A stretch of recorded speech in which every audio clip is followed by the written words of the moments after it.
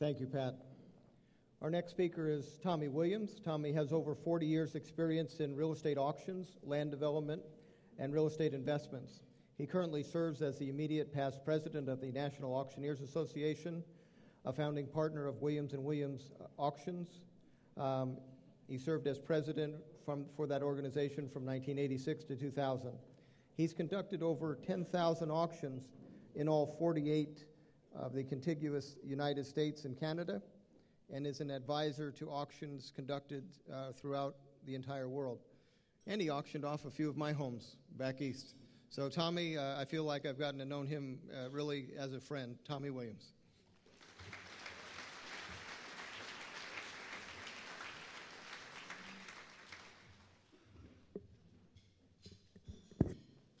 Well, thank you very much, ladies and gentlemen. It's certainly a privilege and a pleasure to be back with you again this year. I think, number one, we can say when we read that sign, we all survived. That is the most important thing of all. We have survived. Give yourself an applause for that. Certainly, I think when you hear the different presentations that you've heard today, you're going to find that there's obviously a great diverse set of opinions. Not that one, Pat, is right or wrong, but certainly they're very diverse. I would have to say that I line up very closely with Chris. And I'll give you a couple of things that I'm going to kind of give you as a backdrop before Bruce said he would like to have solutions. And I'll certainly give you what I think are some very simple solutions to what we have in particularly the real estate industry. But as a backdrop to that, we have two kinds of economic systems that really flourish in the world. We have the China system, which is totally, completely government-controlled. The individual operates under the government direction. All business operates under the government direction and interference. And we have exactly the opposite. I should say we did have. We did have the opposite of that. Thank you very much. I thought probably in this audience that would play well, but it happened to be the very core of what I am about. In the United States, I think this nation has risen to the place that it is because it has always placed the individual number one. It has always placed private industry and private business number one without government interference. Do remember, I'm on a time limit, so you have to I'm not like Obama. I don't need your applause, really. When we get all done. But let me get to this point, because it's very, very critical. In my opinion, when you take the free enterprise system that we have flourished under in the United States, and then you begin to overreact into that system with government, you have the very worst. You have the perfect storm. And I think that is exactly where we are today in America, and I think that is really where we are in real estate. And I think the reason we are there in real estate is because real estate has had more government influence than any other sector of our economy by the government. Do you realize that every stock market and every stock that sells in the world sells on an open auction each and every day? Throughout the world, ladies and gentlemen, an open auction each and every day. If you want to know what the price of Berkshire Hathaway is right this minute, it's what it closed at this afternoon. And that closing was dictated by an open auction. If you think you know positively what that's going to be a year from today, be sure and come and see me immediately after we're done. I want that information. On the other hand, you're probably like the rest of us. You could speculate on what it's going to be tomorrow. You could speculate on what the future holds. There's nothing wrong with that. But if we are going to really, truly get real estate back on the sound footing that it has to be, we have to get the real estate market to finally reach the base that the consumer, the real buyer, says it is worth without any government influence of any kind or impediments to that. The more the government keeps us from getting to that point, the bigger the disaster that we're going to have. Am I completely out of time? But it didn't have the little note up. But here's the bottom line. Whenever there are two ways that real estate comes onto the market. One of them is when that particular piece of real estate, whether it's residential or commercial, is going to become a liability to that owner tomorrow morning because they no longer need it. There's all kinds of reasons for that. There can be health reasons. You could have been transferred. You could have a different change in your economic situation. The reasons are endless. And I assure you that when David Kittle gets up here, he will tell you there isn't any banker in America that wants to own real estate. That is not their business. So whenever that real estate goes into that particular trough needs to go to auction as soon as it possibly can by the most professional auction companies that we have in America to do that. And we have hundreds of those companies scattered throughout this nation. And those companies need to be assisted by the people that Pat represents, the realtors, and they need to walk hand in hand down the street with the realtors working over on the buyer's side of the ledger, doing everything they can to help the buyer be well educated, be well prepared to come to that auction, help them get assistance in getting a loan. All of the things that a realtor could bring to that buyer that they might need, and that realtor will be paid, of course, by representing the buyer. And remember, that's an adversarial situation. Because the auction company that is wanting to sell the property, I will promise you, wants to sell it for the most that they possibly can. And the person doing the buying, if you're doing it as you should be wanting to buy it as cheap as you can. There's nothing wrong with that. That's free enterprise flourishing exactly as it should. Exactly as it should. And I maintain that, yes, there will be some very, very serious times to work through. I'm not going to tell you it's easy. It is not easy. I'm with Chris. If you think it's easy, you're in the world of make-believe. It is not easy. But I can tell you this, that the minute that we sell those 4 homes that are in your neighborhood that right now are empty and the grass is a foot tall, and we put new families into those homes tomorrow morning, paying taxes, taking care of those homes, raising the property values of your home because they're no longer dilapidated homes right as your neighbor, the minute we do that, then we will have hit the bottom, as we all want to talk about, and we can start going upward like you could in any other capitalistic system. And that is the only way it'll work. That is the only way it'll work.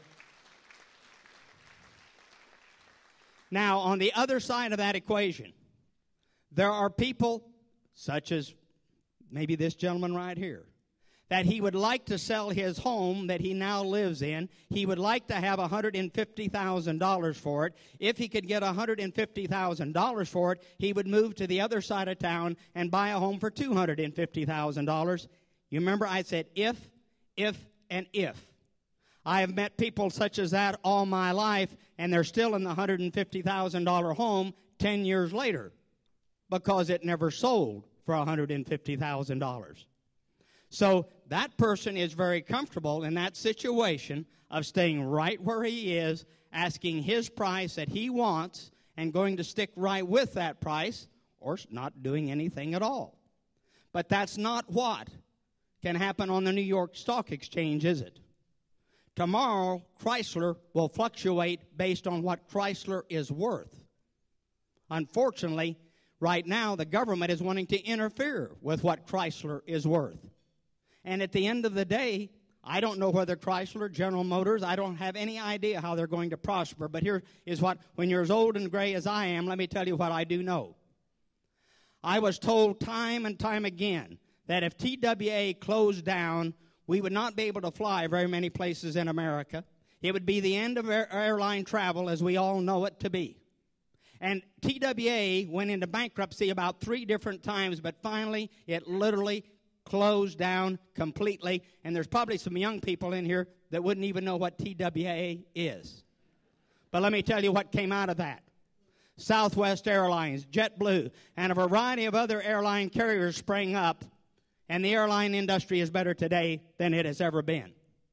So if you will let capitalism flourish, ladies and gentlemen, I will promise you it will dig us out of this real estate recession we're in, and it'll do it based on fair market value, fair market value determined at what these properties will bring. And I must tell you this.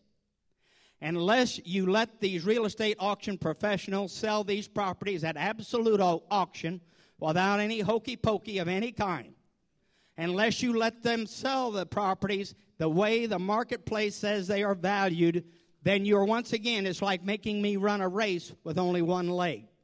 And ladies and gentlemen, as an auctioneer, I have ran that race for a long time. Once again, it's been a pleasure to be with you.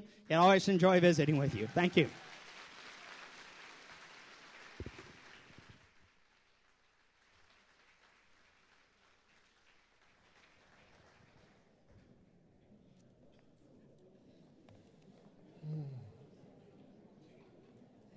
You know, I believe whatever that man would be selling, I would have to have a piece of it.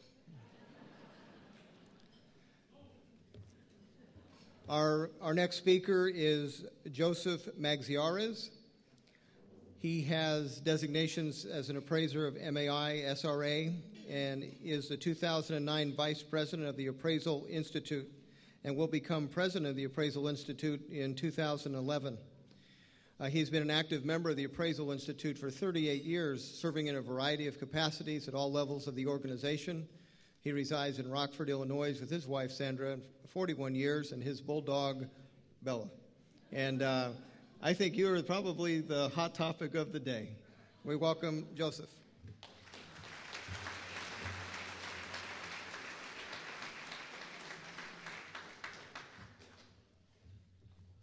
Forward, backward, and pointer. I think I can get that one. Thank you. Can you all hear me okay? Well, as you'll notice, I'm the only one that wore a vest up here. It's Kevlar, okay? I really want to thank Bruce and Aaron for setting this up, the Gold and Platinum members, and especially Southern California Appraisal Institute members over here. They're one of your sponsors, one of our group, and so nice to come out here and see some friends. And it's a pleasure for me to be here tonight. We're the largest professional appraisal group in the world, 26,000 members and growing. Last year, we were the only group that had 3,900 new members, which is larger than some of the smaller associations. And a reason for that might be a flight to quality when things are bad. Now, even though things are okay, we have things going on in the market today that you're well aware of. I want to share something with you. I am really happy to be here tonight. April 13th, I had bypass surgery, had 5 bypasses, and I'm feeling good, so I'm really happy to be here tonight.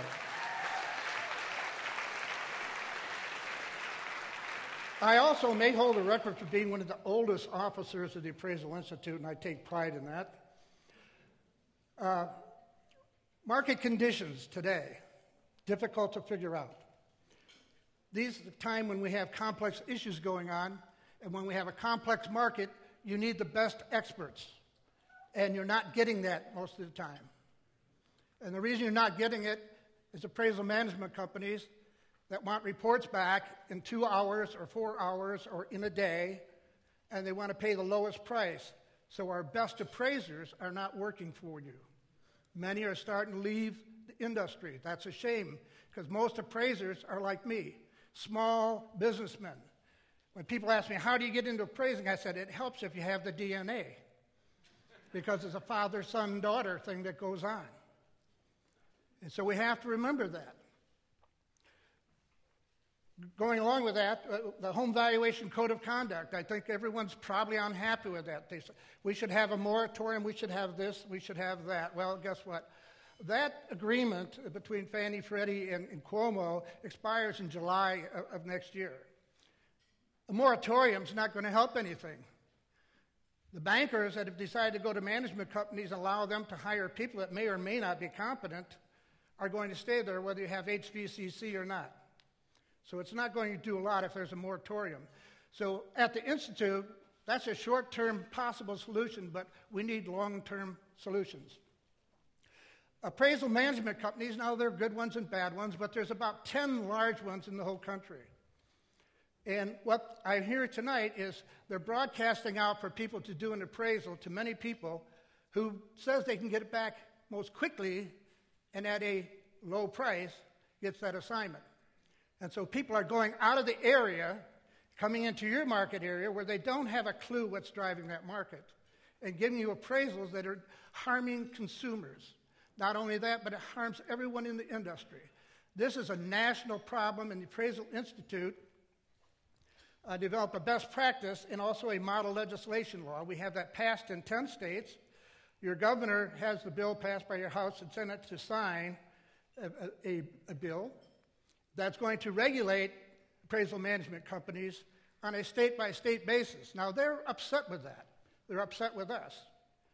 And they looked to us for sympathy. We said, well, you can find that in the dictionary somewhere. Because they don't like it that they might have to be licensed in every state they have to do business in. I said, just like a broker and just like an appraiser, huh? Well, if that happens, maybe they'll start looking for people of quality to do these assignments, people with local expertise. They take a large piece of the pie or the fee. Consumers are paying higher prices for junk work. That's wrong. We can talk about home builders being upset, realtors being upset, appraisers are upset. But we cannot win this war until everyone understands it's the consumer who's getting hurt. Make it a consumer issue, we can get things changed. Nobody cares how much the appraiser gets paid or if the realtor gets a sale or the mortgage banker gets a deal. But we should care about the consumer because that's where we need to be. So, complex appraisal assignments, one of the problems we heard about today, distrust sales is comparables. Well, within this definition of market value, it says you need a willing buyer and seller. You don't have that when you have a distrust sale. Certainly a homeowner wasn't really willing, they might have been willing to give the keys back, they couldn't pay for it, but they're certainly under some sort of pressure, losing probably one of the most high-priced assets they've ever had in their life, destroying families, destroying traditions. You may have to use distressed sales if that's all you have in a market, but they don't meet the definition of market value. If you were to use those, you'd have to make significant upward adjustments because the motivation wasn't there to get a highest price. The motivation was to get rid of this asset. So you have to analyze and adjust, not ignore that. And I can't speak enough about competency. We went on the appraisal subcommittee. That's the group that has oversight of all appraisers and FIREA and all these strange rules and laws and state regulators. And we found out people that were not a member of our group are 7 to 20 times more likely to have complaints filed against them than Appraisal Institute members. It doesn't mean we don't have some stinkers in our group, because we do. And I'll tell you this. One of the few Republicans that got elected to office last November. Twice. I got elected as the Chicago chapter president with about 1,500 members, and then also as the national vice president. And I said, I have a different vision for appraisers, and that's to get everyone competent, including people of my age, my era, that got a designation 20, 30, 40 years ago, have never been tested on education since that point. I also went to our executive committee in August, and I said, you know what? We hear about people using these sales. We hear about people not being geographically competent where they're going. We need to issue a mandate to our members and tell them we're going to strictly enforce our ethics, and we need to give them a warning that we will put in there. We put in a website you can go to. We put in an 800 number. If you have an Appraisal Institute member doing an appraisal for a property you have and they're not from your area, call us or send us an email. We'll investigate that and we will take action. We also had that published in media, and we're very serious about that. And not just our members, any appraiser that comes from outside an area needs to be reported. Now, they may be competent, but chances are they're probably not. Unless those being affected will turn those people in, we cannot enforce. We're hearing the same thing, Department of Justice and from FDIC. They're saying we're getting some appraisals in, they're not so good. And we said, well, and you guys aren't enforcing. And I said, well, wait a minute. Have you filed any complaints? Have you let us know who we need to look at? And they said, no, we really don't like to do that. Well, then shame on you. Look, I'm from the Chicago area. We know how to take care of people there, right? The kneecap. So we're not going to worry too much about that. Well, we support the original intent of the Home Valuation Code of Conduct to take pressure off appraisers, because many appraisers, especially younger people coming into business, would be influenced to push for higher values, or we're told if you don't raise your value up to this point, you'll be taking off our list. Several people told me, and I said, well, I shouldn't be on your list anyhow. I have ethics, and you don't. Well, we got appraisal independence, conflicts of interest are down, and potential long-term positive effects, but we had some bad side things that went on. And so unintended consequences, appraisal quality. Management companies are just not doing that. We've been out talking to some of them. They come and talk to us now because they're nervous. Because when Congress wants to know about what's going on with this, they're calling the National Association of Realtors, the Home Builders, and the Appraisal Institute. And I'll tell you, I was in Washington, D.C. in February or March. We had a Collateral Matters Congress out there. We had the congressional people there, and our president, Jim Amron, spoke before Congress. And they asked our president, said, Mr. Amron, where were you when all this was happening? He said, I was here 3 years ago telling you about this, and you've done nothing. Congress investigated the whole meltdown. 22 major reasons. Appraisal is not anywhere in that document.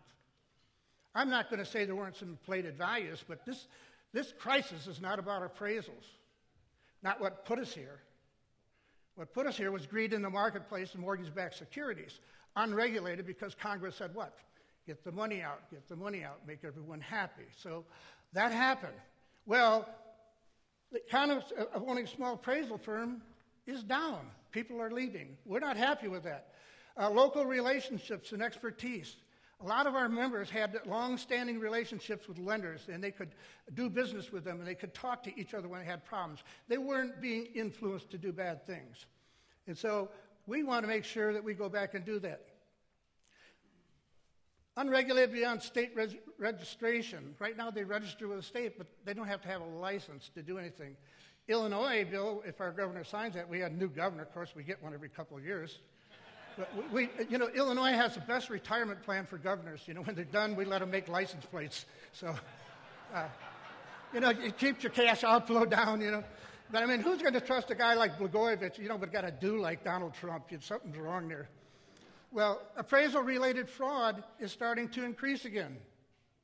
Fannie Mae fraud reports, 2008 originations. Fraud was too easy. The greed of market participants, lack of oversight, spotty appraisal regulation. There was a low barrier to entry. Only January 1st of 2008 did the Appraisal Foundation bring the qualifications necessary to practice up to a beginner's level. Before that, it was ludicrous that you could go take 2 or 3 courses, put up your shingle, and go out and make $1 million decisions when you had no clue what's going on. Well, resources for enforcement were weak. We're taking care of that. The subcommittees agreed to work on that in subsidized states. And users are discouraged from filing complaints. So a lot of times these mortgage lenders say, well, we don't want to get involved. We don't want to file a complaint. You need to file complaints. File it with your state, because every appraiser has to have a state license. File it with the Appraisal Institute if they're our member. I will guarantee you we'll take action. Inflated value opinions, misdescribed property. You wouldn't believe some of the things you read in some of these reports. If you actually looked at the property and read the report, you have 2 different properties there. No mention of issues. And appraisers were pressured to leave that off, will you? That's not too good for values. Leave that off. Appraisers weren't reporting listing history or concessions. So that could cause overvaluation issues. But also, not knowing those can cause undervaluation issues. If you don't talk to the buyer and seller involved in the deal, or the broker that was involved in there, and find out what drove that deal, what happened, you can come up with a very wrong answer. Pat was telling me they had an offer in on a property. It took 7 months, and they couldn't get it back. Finally, Fannie Mae got it, and they listed it for $10,000 less than an offer they had on the property for 7 or 8 months. Well, that's good if you're a buyer, but what does it do as a seller? What does it do for you if an appraiser uses that sale at that $10,000 lower price not knowing that? That's not a good sale. It's not a good sale. You shouldn't use that sale. The property is worth more than that, but it couldn't be closed. Some of the other things, some forged reports, altered reports, that sort of things, not paying the appraiser, that's kind of cured now because HBCC says if it's a Fannie Mae or Freddie Mac, the lender has to pay the appraiser. With mortgage fraud rampant, a couple of things that we say: hire qualified and competent appraisers. Well, guess what? You don't get to pick, do you, as a broker? You get stuck with what's over there. But you know, maybe when you go in for the loan app, you need to talk to the loan officer and say, hey, you know, you have a fiduciary responsibility to make sure that my buyer gets a good appraisal by somebody that's competent and local that understands this market. And you have a right to ask for that. They might say, well, we're using a management company. Well, you know what? That management company, if they're duly authorized, has that same obligation. If they give you someone that doesn't know that market, someone that's not competent, report them, report the bank, report the management company. Ask about education, experience, credentials of an appraiser. Well, you can't ask all that, but certainly you could tell your seller, when they come here, ask the appraiser how long they've been in business. Are they a member of a professional group or not? I just told you, ours is the largest group at 26,000. You're 7 to 20 times more likely to have an appraiser that had a complaint against them if they're not one of our members. Now, our members do have them, but at a much lower incidence, so you want to do that. Fannie and Freddie selling guys, now we've talked to them, and they said, oh, yeah. And so they put in there, you should look for appraisers that belong to professional associations. Why? They have 2 people looking over their shoulders. And we have stronger ethics than are required by any state. Major provisions, the licensing, Title 11 is FIREA, it deals with banking rules. The subcommittee is the one that has oversight of all the states. And the state board resources and accountability vary from state to state. And I know that your board out here has been active. And I know if you contact them, they will take action. And if they won't, if we all talk loud enough, we can get action to happen. We cannot sit back and allow bad appraisals to affect people's lives, to kill deals that should be going on, non-competent people using sales that are not comparable sales. What's the difference between a sale and a comparable sale? The easiest way for me to think of it, if I can't buy this property here, which other ones would I buy first? And I think that will give you an idea on a comparable. But certainly, it requires a competent person that understands if I'm in an area where there's a lot of foreclosures and someone bought this home and spent $30,000 upgrading the home and now it's considerably better than anything else in that immediate market area, some sort of upward adjustment needs to be made. You can't just grab these 3 sales of foreclosures. I don't know about in your area, but we do REO work for Fannie Mae, Freddie Mac, FDIC. Sometimes we go, all the plumbing's gone, the kitchens are gone, the carpet's gone, everything's gone. The only thing left there is a shell outside. Non-competent appraisers will look at that sale and use it because they never call anybody and talk to it. They never find out what the condition. They never find out how much money did you have to spend immediately after you bought it to put the house in livable condition. These are questions that need to be asked. House Bill 1728 passed the House. It's in the Senate now. And you know, it's up to our buddies there, Dodd and Barney and Durbin. They'll sit on this the rest of the year, I'm sure. It probably doesn't fit their business model at this time. So I'm going to be critical about them because I think most of this problem we have relates back to Congress. The lack of enforcement.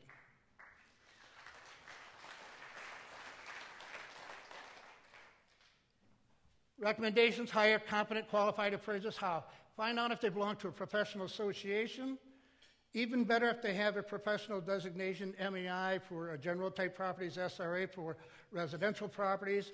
ASA has some residential and general members. The farm appraisers have some if you're doing that type of property. Try to find someone that belongs to another association. Chances are their education is higher. They have peer review. Someone's looked at their work product in detail. This AMC Oversight and Regulation, the Appraisal Qualifications Board will write those rules as soon as 1728 passes. And my friend Gary Taylor, past international president of the Institute, will write those rules and regulations so that we can ensure that the people that are hiring appraisers do it properly and look for competency that will help you. So I'm Joe Magziar, sometimes called Papa Joe. My pleasure to be here tonight. Thank you very much. I look forward to the panel questions.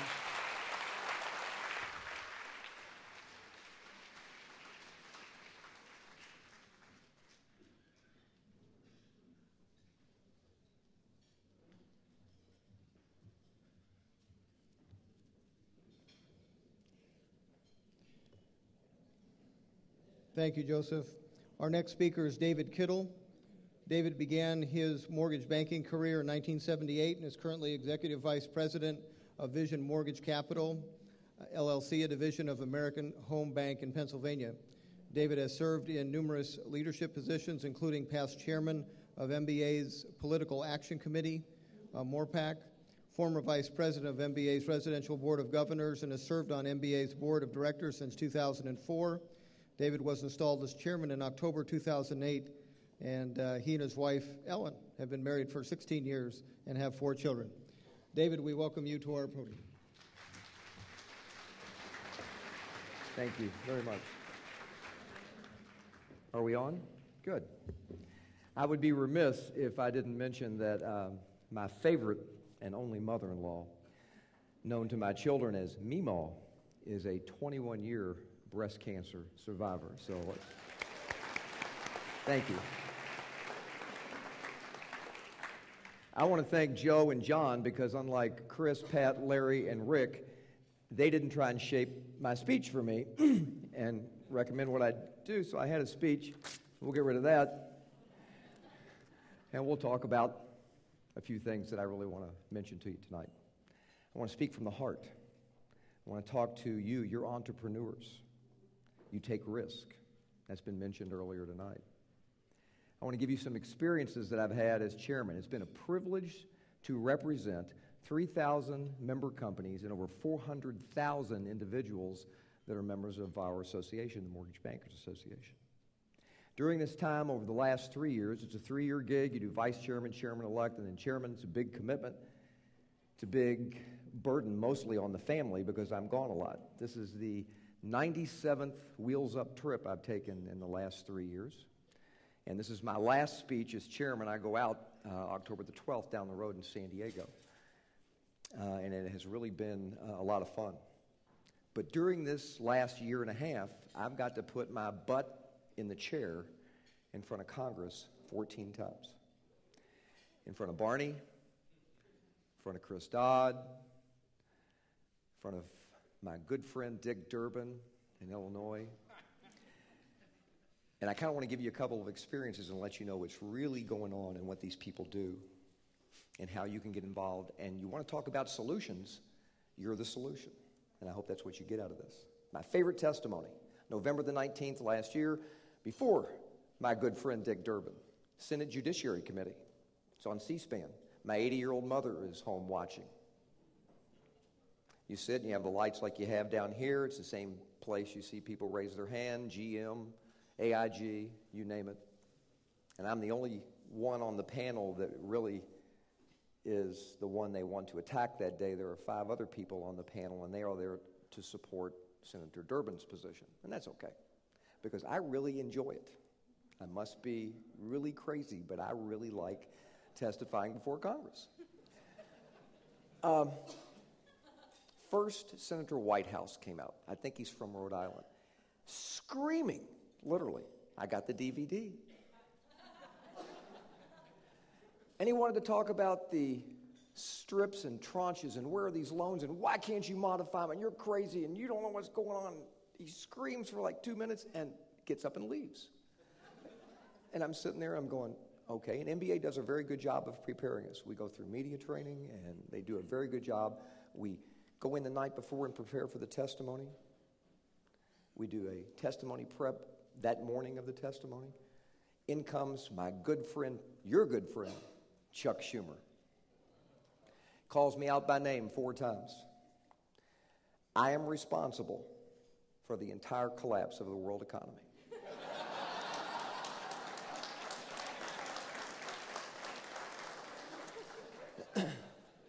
Then he left. I get no... So I'm told later, well, they call that a hit and run. Boy, it really was. I call it no guts and run. Then I got to talk to my good friend, Senator Durbin, and this was about bankruptcy cramdown. Now, what does that mean to you? It means interest rates go up 2% overnight if people are allowed to include their single-family homes in bankruptcy. Sounds like a great idea. Why can't they? You can include your credit cards, your car, everything else. Last time they changed the bankruptcy laws was 1978, the year that I got in the business. When I got in the business that year, I could make you an investment loan or a second home with the same terms as a single-family owner-occupied. 95%, same rates, everything. After it got included in the bankruptcy law, 25% down, $1.50 in fee, 3/8 higher in rate, equate all that together, it's 2%. We have a 31-year precedent that this will happen because the investors need the security to know that an indiscriminate judge can't come in and say, I know you owe $200,000, now you owe $150,000, I know it's at 6%, now it's at 4%. What if somebody did that to your investment? Would you invest in it again? No. So here we are. It's November the 19th, as I said. The metaphor of the day is what's coming up just the next week and the next 6 weeks. Christmas and Thanksgiving. You're really Scrooge, aren't you, Mr. Kittle? You want to kick people out of their homes at Christmas time. You don't care about the borrower. This was the 11th testimony, I think, at the time, and I lost it. Can't say it any better way than that because you're taught and you're trained. You don't talk back to a United States senator. And I always said, why? I'm a United States citizen. I was invited there. So I fired back. And we all know in business, sometimes we have good years, sometimes we have bad years. So I told the truth. It's on DVD if you'd like to have it. And it's free. I'm not selling it. I said, excuse me, Senator. I haven't drawn a paycheck in 14 months. I've laid off 90% of my staff because I can't afford the warehouse lines anymore. Don't tell me I don't know what these people are feeling. I was smart enough to put money away. I've protected my credit scores. I'm making my payments on time. Don't tell me I don't know what's going on. Mom, I didn't know you made it tonight. Thank you. Support. He sat back in his chair. He said, I'm sorry for your circumstances. You must not be one of those big bank presidents in New York. No, sir, Senator, I'm not. 95% of my members are individual business owners who take risk every day. So we went back with my lobbyist after that. They didn't want to touch me. They didn't want to talk to me. That's when they said, God, we have to work with these people. Why? Why do we have to work with them? Why can't we just tell the truth? So I had a lot of fun. And my reputation at that point, because I'd only been chairman for 3 or 4 weeks, was we really don't want to let Kittle testify. But I get to choose who testifies as chairman in our association. And so I enjoy it, and I've done it a few more times. These people could care less about our industry. They care about getting elected. It's a 2-minute soundbite. That's what it is. So I called, it's on C-SPAN, I called my mom. What'd you think? She's about 5 foot nothing, 80 pounds soaking wet. She said, I wanted to beat the snot out of him. And that's a quote. And if you send this tape to my good friend Senator Durbin, because it's the truth. This is what we face every day. Minnesota, there's an election. Less than half the people in this room sent Al Franken to Congress. There was a congressional election for the seat where the lady was promoted up to Hillary Clinton's seat, so they had a runoff election. 2 tables sent that person to Congress. I would argue when you say your vote doesn't count, that it does. We have something in MBA called the Mortgage Action Alliance, and it's free, and you don't even have to be a member of MBA. You can go to mba.org. I want your name, your email address, your kid's name, your mom, your aunts and uncles, and we write the letter for you on stuff that's important to us, to you. Goes to both your senators, your member of Congress. If you don't like the letter, edit it. If you don't like it, don't send it. But most of you have a computer, you hit click and send, it goes. I asked my senator, I'm from Kentucky, Mitch McConnell, the minority leader. Senator, do you pay attention to 100 phone calls? Not really. Can't. Do you pay attention to 15,000 emails? Yes. That's what it is today. You see, in Washington, it's not about the money. It's about the money. At the end of the day, you matter what you do. What's going to happen? It says down here, I have 1 minute before we go to the actual panel up here. Tell you one thing. We were talking about foreclosures. We're worried about loan mods. My industry is getting beat up right now, and they say, why can't you just sit down with these people and modify their loan? We can't sit down and modify their loan for 2 reasons. Number one, not at all, broad brush I'm going to paint here, they won't call us back. When they do reach out to us, they're 90 or 120 days down the road. When we modify a loan, we have to retake the loan application. We have to verify assets. We have to see if they have a job, as Pat mentioned earlier, or maybe it was Rick. If they don't have a job, how do I modify their loan? Then we have to run a title. Longer they go out, more tax liens they have against their property. Those have to be satisfied before we do the loan mod. So that's a problem. It takes time. Last thing I'll say, and I'm going to leave, walk off, is what's coming next year is a bigger wave, my prediction, not MBA's, of foreclosures than what we have right now. FHA. All the brokers ran and got FHA approved. All the loans they were taking to subprime have been underwritten by FHA. That's scary. The next government bailout that you're seeing is coming will be FHA. And we've got to do something about it ourselves. We have to stand up and be more prudent. I'm calling that strike in on me, on us. The bar is too low to get in my industry. We need net worth requirements higher. We need education. We need licensing. And we need to, when somebody does something wrong, call them out and get them the hell out of our business. Thank you for having me tonight, and God bless you.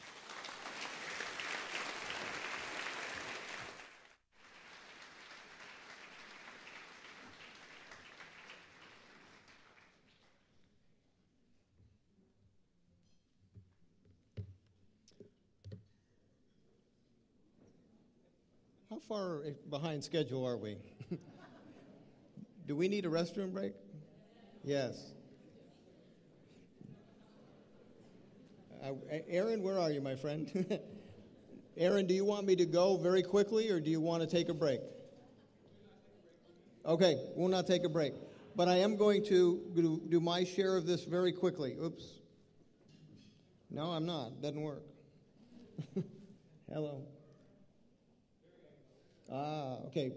That chart we're not going to pay attention to. What I wanted to talk about was there is certainly a market that seems to be improving. And these charts would normally tell you that that's true.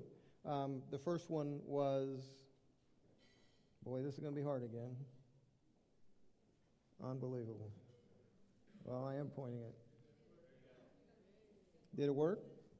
Okay. When you have inventory declining to this extent, you have a market that normally is good. A declining inventory obviously creates multiple offer situation that we have. But the problem is this inventory level really the level it should be? We have the highest affordability literally in the history of California. So in relationship with what people make, the payment is the smallest it's ever been in relationship to what they make. I had the same trouble last time. Okay, the volume of sales is gone back up to virtually normal. Okay, but we have these problems. We have unemployment that's very high. This is a chart that I wanted to show you. And Rick, this was what you had talked about. The delinquencies have exploded. So if we look at over a long period of time, that's a ridiculous increase in delinquencies. This is California only, by the way. Okay? Now, this is a picture of the last 13 months, July 08 to July 09. We've gone from 5.3% to 9.7% delinquencies. Now, you would have thought that would have produced something more negative in the way of REO inventory and trustee sales. Okay, this is what's occurred during that same time period. magically, the inventory of REOs has gone down. This is what you call the shadow inventory. It really has actually gone down because they just maybe haven't taken back as many as they should. If you drive around neighborhoods and you see lots of vacant houses, it doesn't mean they're in the foreclosure process. Don't we all know people that are looking around going, I think my mortgage company forgot I exist because I haven't made a payment in 14 months and no one's even called me. That is what's going on. This is the trustee sales decline during that same 13-month period. Now, it's interesting that you can have delinquencies go up 80%, but it had no reaction to trustee sales. So you know me in math, I couldn't resist. What I did is I took these numbers and I just said, okay, this 5.6 is how much bigger than 5.3, and 5.9 is how much bigger than 5.3, and I just made a progression of what should have happened in the trustee sales. Does that make sense? So I just kept on incrementally making it grow. Okay, this is what should have happened. We had 28,795 trustee sales in July of 08, and then we progressed from 5.3 all the way up to that 9.7. That's the number that should have occurred. We are now 306,000 trustee sales short of where we should be. Is that significant? Yeah, it's a gigantic problem because that average is 25,000 a month going out to the future. But look at the level we're at currently. We're at 52,000 now going forward. Now, have we peaked in delinquencies? The answer is no. According to some of the reports, we're going to be headed to 13%. At 13% delinquency, we start spitting out 70,000 of these a month. So for the next however long, we're now going to be clipping off 50 to 70,000 trustee sales, plus 300,000 that haven't occurred yet. I don't know how you have a positive market when you do that. And so I think that we maybe need some new solutions. We need a new clicker, too. Okay. Here's just quickly some solutions. FHA, that is going to be a big problem next year. A lot of defaults. They used to have a 203K loan for investors, where investors could buy a property, the repair bill was included in the loan, and you have a lot of people that would buy properties that are beginner investors, and they could buy maybe, I think, up to 7 last time and hold them as rentals. That would solve a lot of the inventory. I would expand Fannie and Freddie's programs to unlimited loans to qualified buyers, and I put that qualified. There's some people in this audience that they should be able to loan some of these guys 250 loans without batting an eye. As a matter of fact, it'd be the smartest loan they ever made. But we're stuck at 10.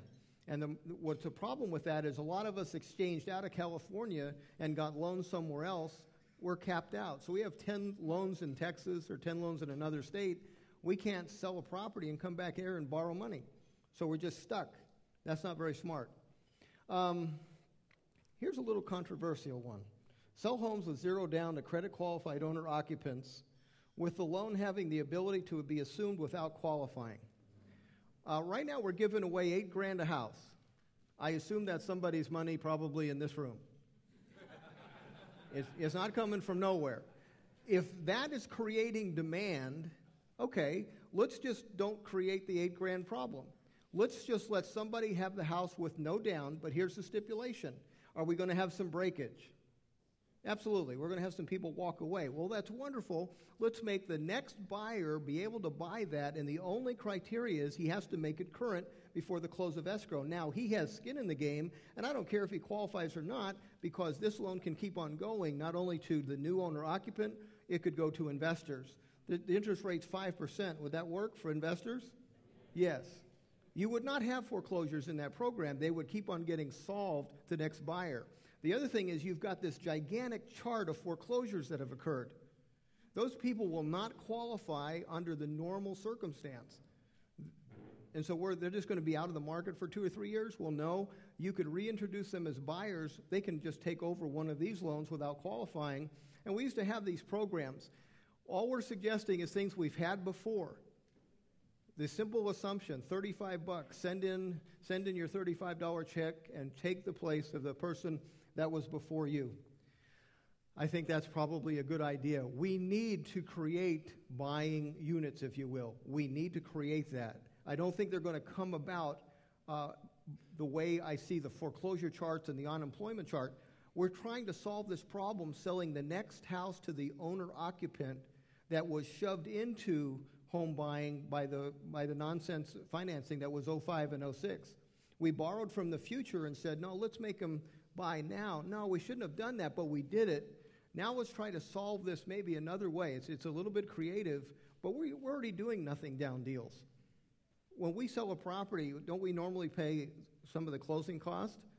Okay, so the person getting 3.5% down on a $100,000 purchase is getting an $8,000 check. That's better than nothing down.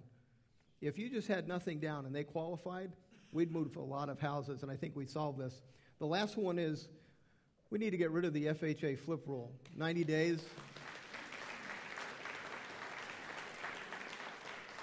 And I hear that they're trying to maybe think of expanding that to conventional. And what that is when we fix a property, and we can normally do that in a pretty tight time frame if we're good at our business. Maybe it takes 3 to 4 weeks.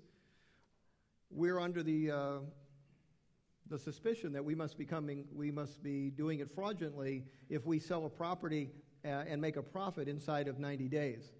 After the 91st day, there's still other requirements, but apparently we have now escaped suspicion. But it's really counterproductive, and the lender pays the cost because I, as an investor, know that 90-day hold time is coming. If I'm in a declining market, don't you think I subtract that from the number I can pay the lender who owns the property? So it's just that simple. We need to get investors to be considered a help in this whole situation. And the sooner the better, because these numbers don't lie. The number of people delinquent has exploded, and it's going to keep going up. And it should have created a mountain of foreclosures. And at some point, we either have to say we're not going to foreclose and we're going to have a national moratorium, or they're going to have to play catch-up, and it's going to be a painful market unless we have some new ways to market properties. Okay, I'm going to end my part there.